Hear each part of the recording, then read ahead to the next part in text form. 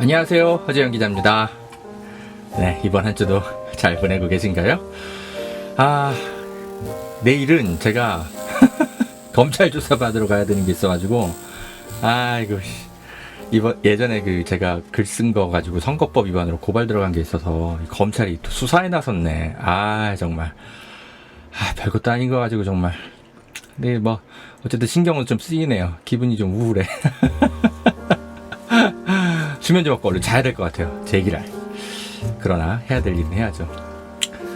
어차피 당연히 불기소 처분 받을 거라고 저는 확신하기 때문에 굳이 돈 써가면서 변호사 선임은 안 했는데 혹여라도 기소가 되면 명백히 정치적 기소일 테니까 맞서서 싸우긴 할 텐데 귀찮잖아요. 짜증나기도 하고. 그래서 우울하네 좀. 그래서 여러분한테 이렇게 좀 털어놓고 버텨보려고 합니다. 함께 해주세요. 자, 오늘은 방송을 뭘로 준비했냐. 지금 국민의힘 당대표 선거가 앞두고 있는데 뜻밖의 지금 이준석 돌풍이 일고 있어요. 나경원보다 이준석이 오히려 지지율이 높더라고요. 이준석 돌풍이 가져올 파장 좀 분석해 보고요. 그리고 정경심 교수 관련 재판, 최근에 새로 드러난 쟁점이죠. 해당 PC, 범행에 사용됐다라고 검찰이 주장한 PC의 IP 기록이 새로 나왔어요. 그죠? 여러분 이젠 다 아실 거예요. 그것을 언론들이 조금씩 보도를 하고 있는데, 경향신문이 무슨 팩트 체크한다고 뭘 보도를 해놨는데, 재밌습니다. 골 때려요. 그 보도 어떻게 봐야 할지 제가 전해드릴게요. 자, 잠시 후에 광고 듣고 다시 오겠습니다. 여러분, 보험 어떻게들 가입하셨나요? 보통 아는 분들 통해서 묻지마 가입 많이들 하시죠? 저도 그렇습니다. 그러다 보니까 내게 꼭 필요한 보장들은 포함됐는지, 지금 내가 내는 보험료는 적당한지 모르는 경우가 태반이죠. 이런 분들을 위해 전문 보험 클리닉 업체 더 착한 보험 클리닉을 소개해드립니다. 허재현 기자를 후원하시는 분들이 모여있는 곳이니까 객관적이고 착한 상담 해주는 업체 같아요. 상담 받으실 때 허재현 기자 방송 보고 연락합니다 하고 말해보세요. 업체에는 제가 말해놓겠습니다. 이 광고는 허재현TV 유튜브 방송 수익 구조 개선을 위해 마련되었습니다. 고맙습니다.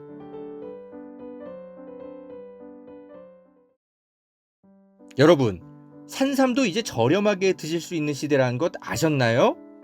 산양산삼 한번 드셔보세요.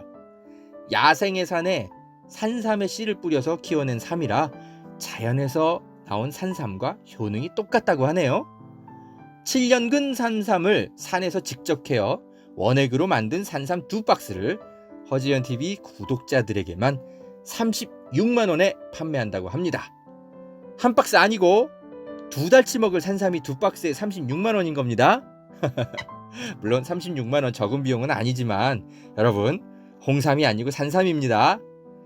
홍삼과는 또 다른 차원의 면역력 강화를 느끼실 수 있을 겁니다. 구매하실 수 있는 링크는 유튜브 댓글란 상단에 올려둘게요. 이 광고는 허재현TV 유튜브 방송 수익구조 개선을 위해 마련되었습니다. 고맙습니다.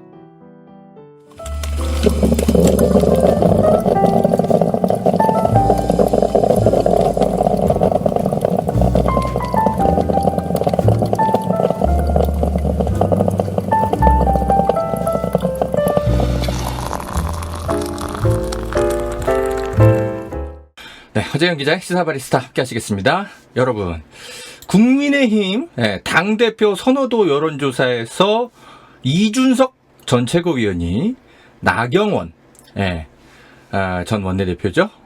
지금 거의 2파전인데 제가 볼 땐 이준석 씨가 당대표가 될 가능성도 매우 커 보입니다. 지금 여론조사상으로는 지금 거의 2파전인데 19대 16이에요. 아무래도 이제 조직적 기반은 나경원 씨가 훨씬 크긴 할 텐데, 어쨌든 여론조사상으로는 이준석 씨, 이 30대 정치인이 굉장한 돌풍을 일으키고 있습니다. 만만치 않을 것 같아요. 지금 이 연령대별 지지율을 보면 이준석 씨가 대체로 이 전 연령층에서 고른 지지를 받고 있어요. 젊은 층이 훨씬 좀 강하고요. 예, 그래서 20대, 30대, 40대, 50대, 60대에서 모두 이준석 씨가 1위이고 나경원 씨는 70세 이상에서 좀 압도적으로 이준석 후보를 따돌리고 있습니다. 그래서 모르겠어요. 뭐 결과는 지켜봐야 되겠지만 이준석 씨가 신예 정치인이라고 아직 볼 수 있죠. 왜냐면 무슨 뭐 국회의원을 한번 한 것도 아니고 그래봤자 최고위원 정도 한 게 다잖아요. 근데 지금 당대표가 이런 식으로 후보의 지지율이 나온다라는 건 상당히 이례적이지만 그래도 어쨌든 지난 몇 년간 이준석 씨가 당원들의 마음을 상당히 많이 얻었구나. 네, 이런 것들을 좀 볼 수 있는 결과가 아닌가 싶습니다. 뭐 허지영 기자가 굳이 뭐하러 불편하게 이준석 이야기를 해. 불편하실 수도 있는데 여러분 불편하지만 의미 있는 평론 꼭 해야 될 얘기는 하는 허지영 기자 아닙니까? 조금만 좀 들어보세요. 제가 볼 때는 이준석 씨가 가지고 오는 돌풍이 우리 정치계에 가져올 파장이 만만치가 않을 것 같아서 그래요.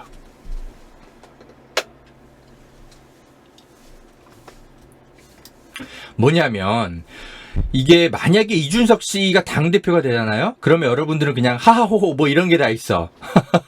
그냥 웃고 넘기실 수 있겠는데 정치계에 미칠 파장은 좀 다를 수 있어 보여서 그래요. 어쩌면 이게 대통령 선거에까지 영향을 줄 수 있습니다. 차기 대통령 선거. 청년들의 여론, 민심, 이런 것들이 만약에 이준석 씨가 국민의힘 당대표가 되잖아요. 그러면, 완전히 국민의힘 쪽으로 확 쏠릴 수가 있습니다. 그러면은, 어떤 언론의 스포트라이트는 물론이고요. 여론의 관심이 더불어민주당보다는 국민의힘 쪽으로 향후 몇 개월간 확 옮겨갈 수 있어요. 그리고 이준석 씨가 내놓는 말 한마디 하나하나가, 이제 뭔가 그 기존에 없었던 말들을 막 할 것이기 때문에 계속 그 릴레이 중계가 될 것이거든요. 그래서 윤석열 씨가 검찰총장일 때 말 한마디 하나 하는 거 가지고, 언론들이 새로우니까 일단은, 막 중계보도를 하면서 결국은 대권 주자까지 됐잖아요. 이준석 씨가 만약에 국민의힘 당대표가 되면 어떤 일이 벌어질지 저는 윤석열 효과 비슷하게, 그런 일이 벌어질 것 같아서 조금 우려스럽더라고요. 이게 여러분 제가 지난 재보궐선거 이후에, 청년 세대가 민주화 세대의 지지를 받는 어떤 민주당 계열, 이쪽에 이제 좀 거리를 두는 모습들을 보면서 왜 청년 세대가 민주당과 거리를 둘까? 여러 지금 분석들이 나왔잖아요. 저도 좀 해봤는데, 특히 20대의 특징이 이런 겁니다. 여러분, 뭐냐면, 이걸 알아야 돼요.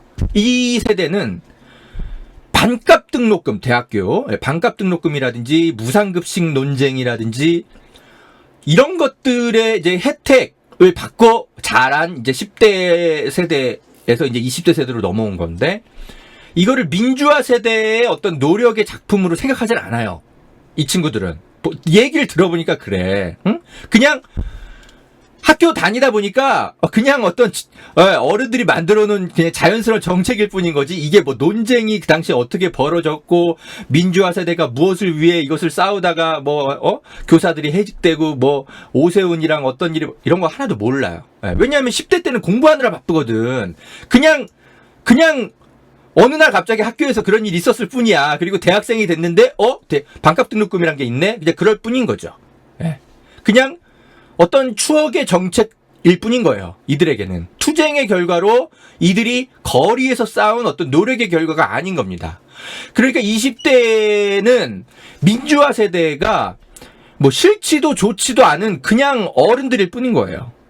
게다가 과거에 언론 탄압이라든지 이명박근혜 정부 때 통합진보당 해산되는 것들에 대해서 어떤 의미를 알고 있는 세대도 아니고, 그리고 광우병 촛불 집회 때 이런 것들, 그것도 벌써 10년 전 일이거든요. 이 친구들이 초등학교 때 벌어진 일이에요. 그러니까 이명박 박근혜 정부 때의 독재 이런 것에 대한 민주주의 후퇴 이런 거를 경험한 세대가 아예 아닙니다.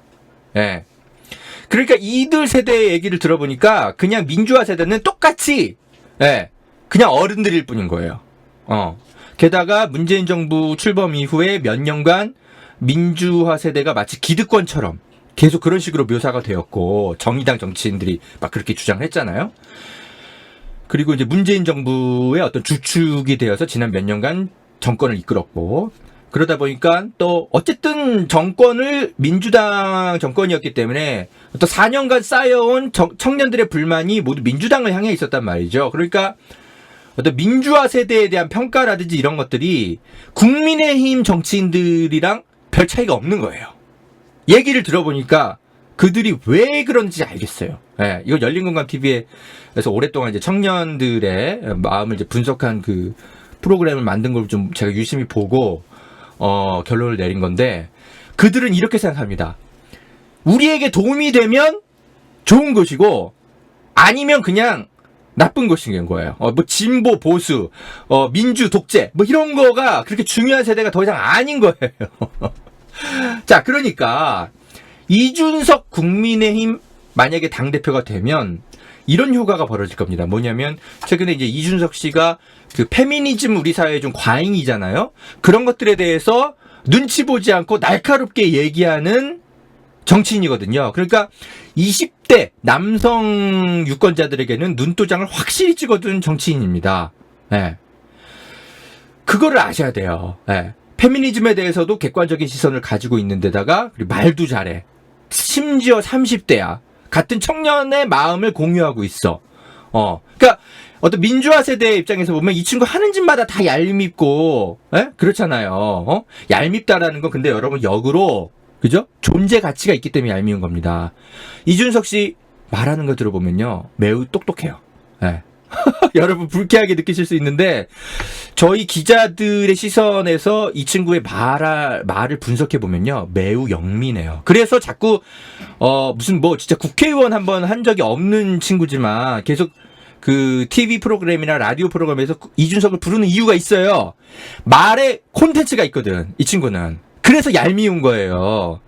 왜냐면 이제 그 콘텐츠가 엉뚱한 곳에 활용돼서 엉뚱한 사람들이, 그 기득권들이, 보수 수구 기득권들이 오히려 득을 보는 엉뚱한 결과를 낳는 행동만 하기 때문에 우리는 이준석이 되게 얄밉지만, 근데 어쨌든 똑똑하고 그런 친구예요. 절대 만만하게 봐서는 안 됩니다. 절대 멍청한 친구가 아니에요. 그래서 얄미운 거예요. 그래서 생명력이 끈질기게 유지되는 거예요, 여러분. 그냥 막 제가 이 친구 뭐 구의원 한 번도 못 해볼 친구야, 당대표 되면 국민의힘 폭망하겠네, 이렇게 여러분들 제가 말해드리면 속 시원하실지 모르겠지만, 그건 그냥 순간의 속 시원함이지 객관적 분석은 아닐 것 같아요. 그래서 제가 좀 경고를 드리는 겁니다. 만약에 이준석 씨가 당대표가 되면요, 저는 그 젊은 층의 국민의힘 지지가 대단히 많이 올라갈 것이기 때문에 국민의힘의 기존 그 노회한 정치인들보다는 민주당 정치인들이 훨씬 긴장해야 될 겁니다. 특히 그리고 한국 정치는 새로움에 열광하는 특징이 있거든요. 워낙 그 낡은 정치가 판을 치기 때문에. 그래서 새로움에 열광할 수만 있다면 보수든 진보든 상관이 없어요. 그래서 맨날 막, 그죠? 안철수 갑자기 등장하니까 확 뜨고, 반기문 등장하니까 확 뜨고, 윤석열 등장하니까 확 뜨잖아요. 물론 거품이 있어서 또 가라앉기도 하지만, 어쨌든 한국 정치는 새로움에 열광하는 특징이 있습니다. 이준석 씨는 우리 눈에서나 자주 봤던 인물이라 얄밉게 보이고 그렇지만, 청년 유권자 세대에는 이준석 씨는 완전히 새로운 인물입니다. 심지어 오세훈 씨도 새로운 인물로 느껴졌을 텐데, 안 그렇습니까?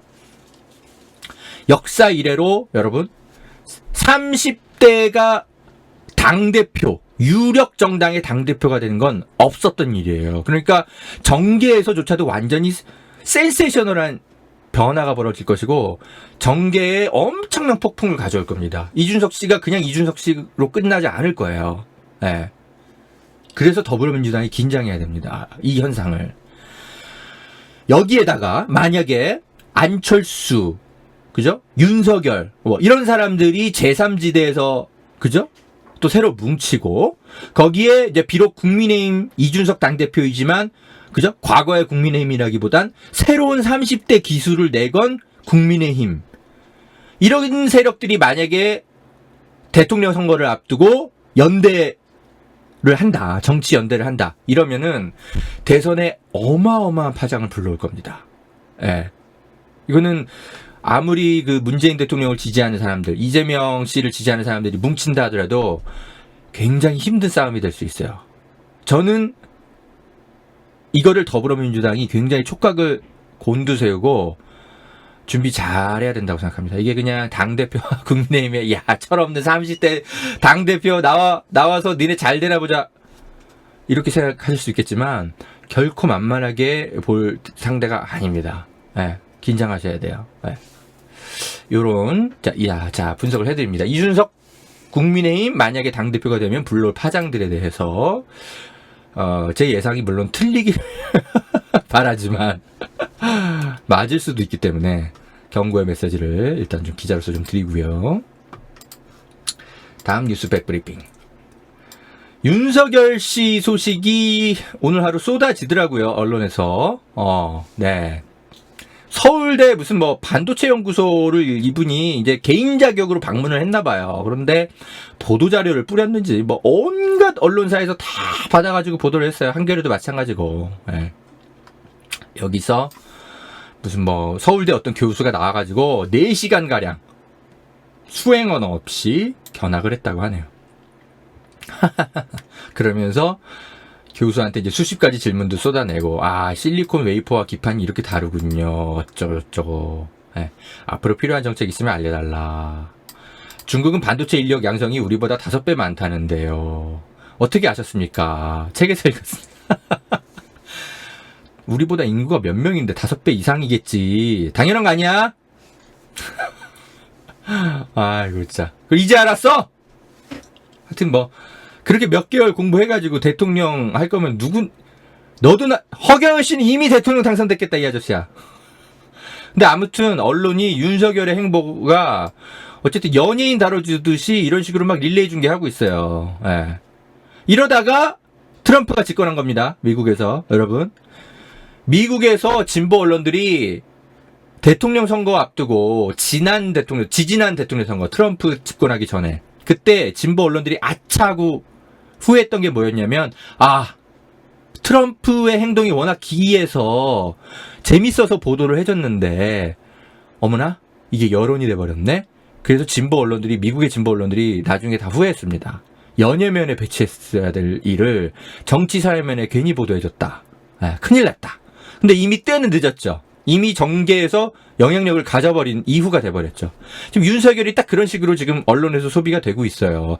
아니 반도체 연구소 개인 자격으로 간 게 이게 뭔 대단한 일이라고 이런 걸 다 보도해줘 언론들이. 그리고 아니 서울대 연구소에 아무나 이렇게 가면은 그죠? 다 이렇게 4시간이나 이렇게 할애해서 다 이렇게 보여줍니까? 이것도 특혜 아니야? 참. 근데 문제의식을 갖고 기사를 쓰기보단 다 그냥 굉장히 무슨 윤석열 위인 만들기에 나섰어. 내공을 쌓고 있다. 한겨레에서도 비슷한 취지로 제목 달았더라고요. 다 이런 식으로 보도해주고 있습니다. 근데 이런 식으로 윤석열을 연예인처럼 계속 언론이 소비해주잖아요. 트럼프 효가 나옵니다. 예. 저는 이게 우려스러운 거예요. 예. 만약에 이제 이런 행보들을 쭉 보이면서 이준석 대표랑 결합한다. 안철수까지 결합한다. 이러면은, 이거는 차기 대통령 선거에 어마어마한 파장을 일으킬 수 있기 때문에 저는 이런 부분들이 미리부터 더불어민주당에서 바짝 긴장하고, 정신 차리기를 바랍니다. 괜히 또 막 이상한 사면론 같은 거 꺼내오지 마요. 청년들의 마음을 얻을 궁리만 하세요. 자나깨나. 자, 요 얘기를 좀 해야 돼요. 참. 공직자 비리 수사처가요. 어쩌다가 그 조희연 교육감이 이명박근혜 정부 때 탄압받고 해직된 교사들 특별 채용을 해서 정상화를 시켰는데 그게 무슨 조희연 교육감이 무슨 친한 교사들 그죠? 권력을 남용해가지고 무슨 특별 채용한 것처럼 권력형 비리처럼 막 몰아가서 공직자 비리 수사처가 수사를 하고 있잖아요. 어이가 없어가지고 정말 아니 수사를 하지 말라는 게 아니야. 수사할 수 있죠. 그런데 이걸 왜 검찰이나 경찰이 아니라 왜 그걸 공직자 비리 수사처가 해? 공직자 비리 수사처는 그간 수사가 제대로 되지 못한 권력의 성역을 뚫고, 그죠? 공직자 비리를 척결하라고 만든 특별수사기구입니다. 에? 서울시 교육청이 지금까지 검경 수사의 성역으로 존재해왔던 곳입니까? 언제 그랬어? 난 기억이 없는데. 광노현 교육감은 탈탈탈탈 잘도 털어서 사람 하나 그냥 병신 만들더만. 조희연 교육감이 언제 윤석열만큼의 막대한 권력으로 수사를 방해한 적이 있습니까? 왜 공수처가 하필 이 사건을 수사해? 검찰, 경찰 다 있는데. 공수처는 공수처에 할 일을 하세요. 공수처장 이거 김진욱 씨 이거 추천한 게 대한변협이거든요. 대한변협 당신들이 책임져. 이거 어떡할 거야? 제가 진영주의자 소리 들을까봐 이거 수사하지 말란 얘기까지는 안 하겠어요. 고발이 들어왔으면 수사할 수도 있지. 근데 왜 이걸 공수처가 하냐고. 검경이 다 따로 남아도는 인력들 엄청 많은데 공직자 비리 수사처에 수사검사 몇 명 있지도 않잖아. 그러면은 진짜 어려운 수사만 고르고 골라가지고 그거를 공수처에서 해야 될 거 아니야. 지금까지 한 번도 검경의 수사가 닿지 못한 성역 같은 곳. 그런 곳을 수사해야지. 언제 서울시 교육청이 그런 성역이었다라는 거예요. 난 내 기억엔 없는데. 아유, 열통 터져. 윤석열 개혁하느라고 한 1, 2년을 보냈는데 이제 또 김진욱 개혁을 나서야 되겠어요. 이게 뭐야. 아무튼 그 오마이뉴스가 오랜만에 기사 하나 잘 썼어요. 뭐냐면 이분이 좋은 기사 많이 쓰더라고요. 윤군혁 기자. 오마이뉴스에 몇 안 남은 손병관 같은 기자입니다. 훌륭한 기자예요.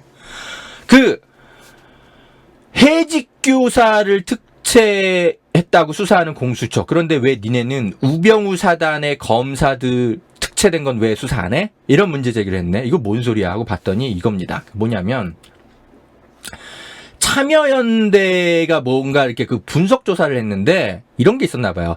법무부가 청와대의 검사로 일했던, 그죠? 네, 검사 출신으로 청와대 가서 비서관이나 행정관 했던 검사들이 되게 많거든요. 어느 정부에나 다 있어요.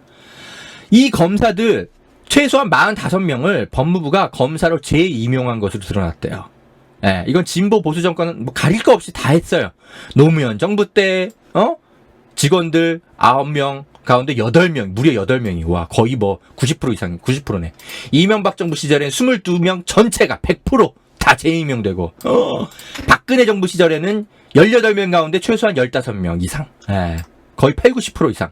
그러니까, 한 번 검찰을 떠났으면 그냥 떠난 거지. 근데 어떻게 법무부가 다시 채용을 할 수 있어. 근데 그것도 한두 명이 아니야. 80, 90%가 다, 분석해보니 이러네.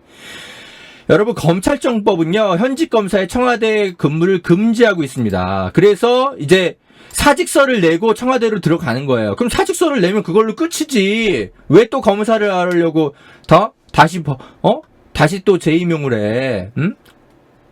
아니 뭐 진짜 특출난 검사라면 한두 명 정도 뽑을 수가 있지. 근데 능력에 상관없이 그냥 무조건 80, 90%다 뽑아. 이거 뭐야? 이거 특혜 아니에요? 특혜? 이거 누구 지시로 이렇게 한 거예요? 특히 2017년 2월 13일 법무부가 발표한 상반기 인사이동 내역 자료를 보면 당시 법무부는 청와대에 근무했던 주진우 전 민정수석실 행정관 등 6명의 전직 검사를 재임용했다. 뭐야? 우병우 라인 엄청나게 다 재임용됐네. 그러니까 참여연대가 이런 주장을 하는 거예요. 청와대가 뽑아주겠다는 사인을 하면 검사들이 사표를 내고 법무부가 뽑아주겠다는 사인을 하면 다시 검사 출신 청와대 직원이 청와대에 사직서를 낸 것으로 보인다. 법무부가 청와대 출신 인사를 검사로 재임용한 방식은 사실상 그 사람들을 위한 특별 채용 방식으로 보인다. 그죠? 네. 이 한상희 건국대 법학대학원 교수가 이런 얘기를 했네요.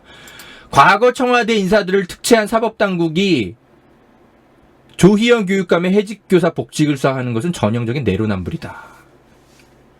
그러니까 그래 100번 양보해서 니네 서울시 교육감의 그런 교사 특채에 대해서 수사한다고 쳐. 그럼 니네들을 니네들 법무부는 왜 수사 안 해? 니네 검찰에 밥그릇과 연관되어 있으니까 이 검사들 다시 재기용된 거, 특채된 거는 왜 수사 안 해? 이중성 아니야.